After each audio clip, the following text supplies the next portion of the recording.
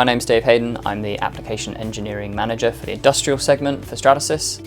We're here with Great Western Railway. They've been using our FDM technology to both prototype and make production parts for their new battery electric train. Great Western Railway is really innovative because not only are they making one of the world's first battery electric trains, but also they're using Stratasys FDM to make some of the pieces for this vehicle. My name is Julian Fletcher. I am the Technical Development Manager at JWR. Battery trains have their place in decarbonising the railway. I think within the industry, it's clear that electrifying all the lines is the sort of gold standard, but that is very costly. Logistically, it's very hard. So then you look at battery trains and say, well, where do they fit in?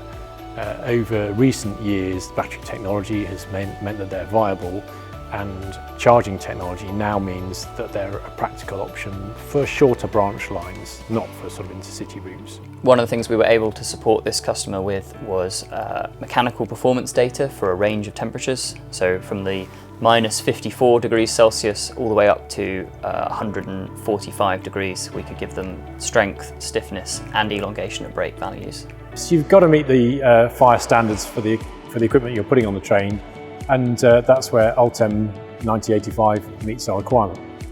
So we used Ultem 9085 for the covers on the top of the shoe gear system. The design space was really narrow, and if you look at it on the train, it is ridiculous. I probably shouldn't say that, but it was a nice challenge for an engineer, put it that way. You couldn't make them out of sort of bent steel, or casting them was out of the question in our time scales. And so 3D printing, but industrially, was really the answer. These weren't a desktop print job. They had to be done in a controlled way. There's fire regulations to meet, so the material's got to be right, and it's got to be traceable. So that's where Stratasys came in, and as well as the expertise, they meant that we had a controlled industrial partner to be able to work with. And then the other parts that we made were the driver's screen bezel, where we used our PC-FR material. PC-FR is a lower cost alternative to Ultem 9085, but it still meets hazard level 3 for the railway fire safety regulations. Great Western Railway are really innovative because they firstly prototyped the shoe gear covers using Ultem 9085, but then actually were able to use the exact same technology for their production parts.